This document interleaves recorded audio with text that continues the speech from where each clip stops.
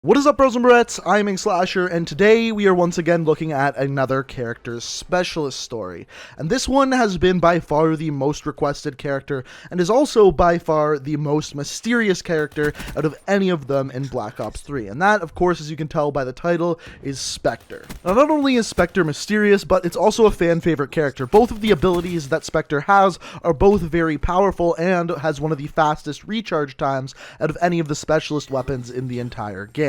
So not only is this a fan favorite character because they're mysterious, but is also a fan favorite character because they are also a pretty damn good character. So when you first start to look at Specter's bio, the first thing you're going to notice is that there is no name or no gender associated with this character.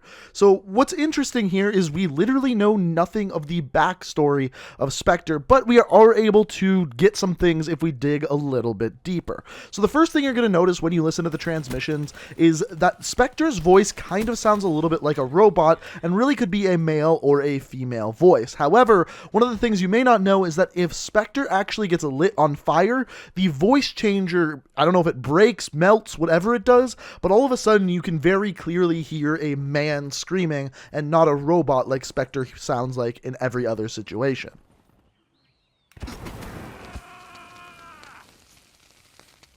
Now, another theory that people have for Specter is that Specter is not male or female, but rather a robot. And one of the reasons why people think this is because in one of the content drops for Black Ops 3, one of the skins for Specter is called Chrome. Now, when you look at most of Specter's skins, Specter is always wearing more or less the same helmet with a different paint job on it. But in the Chrome skin, Specter is no longer wearing a helmet and shows this shiny chrome face that looks like a robot face. Almost kind of reminiscent of the mannequins from Nuketown. And a lot of people's theory is that this whole time Specter has been a robot that's kind of almost disguising himself as a human. So do we have any proof behind this? Absolutely not. Do we have any proof behind it being a man? Not really either. Like I said, that only piece of evidence that we have is the voice clip of Specter screaming when he is burnt by the purifier. Other than that, we don't really know. We don't have a name, we don't have a gender, and like I said, Specter is simply a very mysterious character. In fact, when you actually go and read the bio for Specter, the very first thing it says is, next to nothing is known about the presumed wetwork specialist, Specter. Now, if you don't know what wetworks is, basically it means Specter is an assassin. Now, with the rest of the bio, it states that Specter is a nickname given to Specter by the various agencies looking for them. And the interesting thing about Specter is he doesn't work for anyone in specific. He doesn't work for the Winslow Accord, nor does he work for the CDP or anything like that. He is just a guy or a girl who likes outsourcing their abilities of assassination to various third parties. Do we know those third parties? Absolutely not. All we know is Specter is an assassin working for him or herself.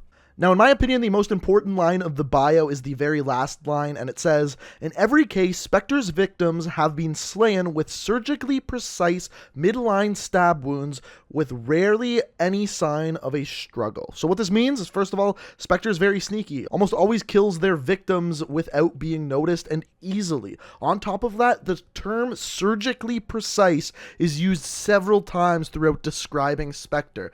Almost like in the past, Specter may have been a surgeon, doctor, or something along those lines. They just use the term surgically a lot in describing Specter's moves, as we're going to find out throughout this entire video. Now, the next thing we're going to look at here is Specter's both specialist weapon and ability, starting off with the weapon called the Ripper. Now, the description of this one is, Specter deploys mono-edged twin blades before gracefully dissecting victims with lethal surgical precision. So in layman terms, the Ripper is a hidden blade that Specter has that he is able to kill people with when he is up close and personal.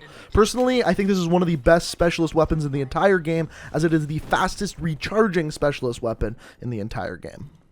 And the specialist ability for Specter is called Active Camo. The description is, advanced metamaterials rapidly change their properties, guiding photons over their surfaces instead of reflecting them, rendering Specter temporarily invisible. So this is interesting. Basically, all this does is make Specter invisible for a very short period of time, and all in all, it's a pretty damn good ability. Now, the big question is, a lot of people are asking, is Specter going to be coming to Black Ops 4? Now, one of the big things that they have stated with Black Ops 4 for is they want the specialist weapons and abilities to be more grounded, more down to earth, and personally, active camo would not be one of those abilities. However, the Ripper is definitely something that could happen. A hidden blade, it doesn't have to be as fancy as Black Ops 3's version, but a hidden blade is definitely something a specialist character could have. So based off of Spectre's abilities, I definitely think that they are a character that could be coming to Black Ops 4. Now the next thing that we're going to talk about here is Spectre's transmissions, and they're kind of confusing, so between each transmission, I'll stop and kind of give you a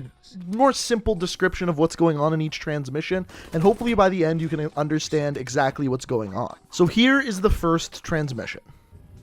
Things are very rarely entirely as they seem.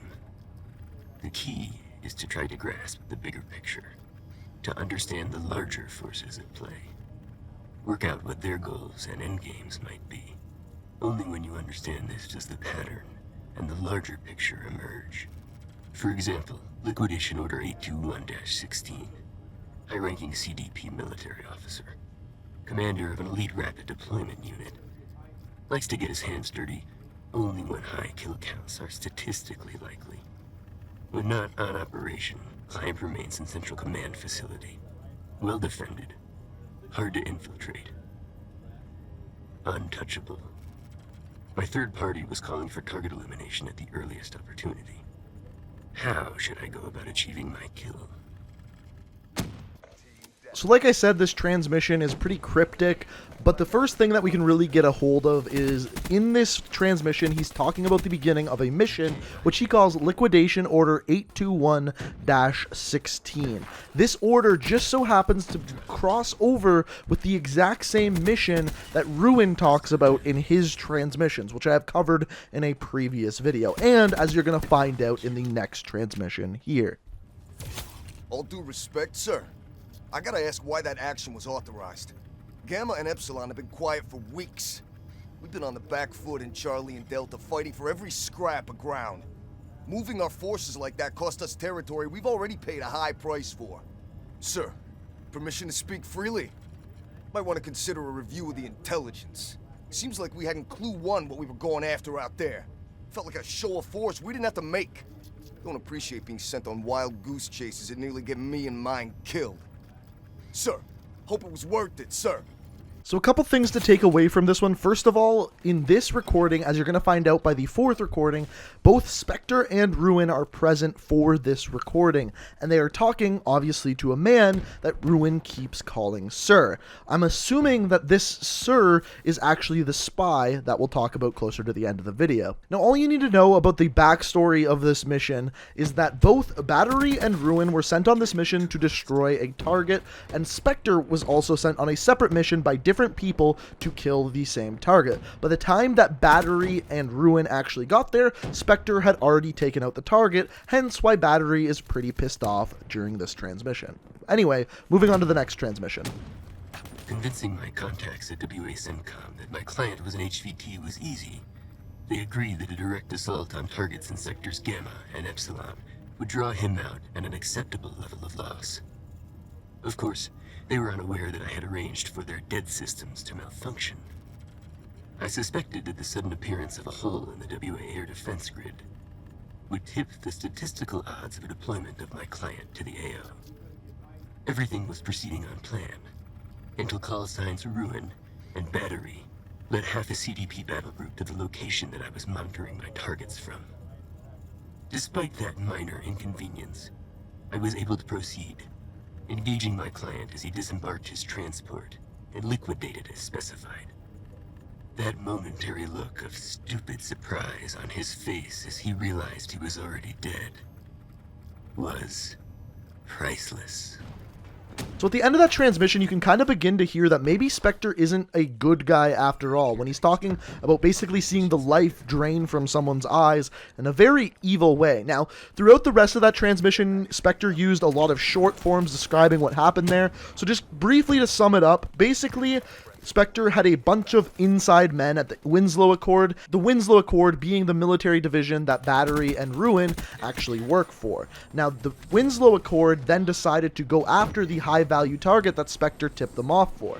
Now, when they went, Spectre hacked the dead system, which is the anti-air system of Winslow Accord. That way the high-value target felt more comfortable trying to escape. At that moment, that is when Spectre killed the target.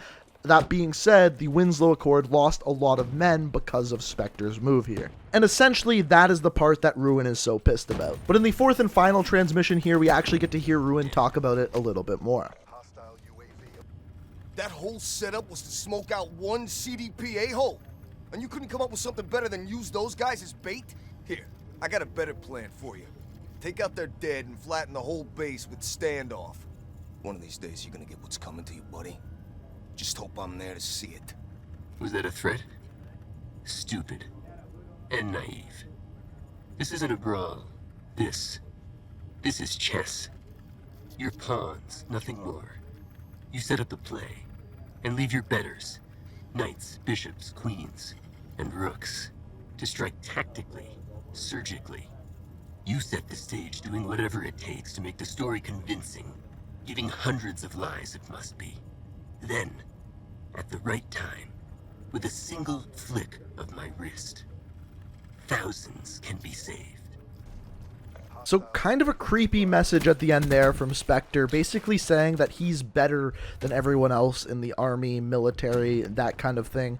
And this is one of the reasons why a lot of people think that Spectre is the spy. Basically, if you don't know, the spy is the person that wrangled up all of these specialist characters to fight in a virtual reality to actually become better soldiers and be able to save the world better, basically. But we don't know who that spy is at this point, and many people consider this spy to possibly be Spectre because we know so little about this person, machine, whatever Spectre is. And the interesting thing is, as of right now, Spectre is not in Black Ops 4, but I think this is one of the most likely characters to actually be added into the game, simply so we are able to find out more about Spectre's backstory. But at this point, Spectre is not in Black Ops 4, but think about it this way. Why would they create a character with so much mystery behind them if they weren't going to continue it on in the future?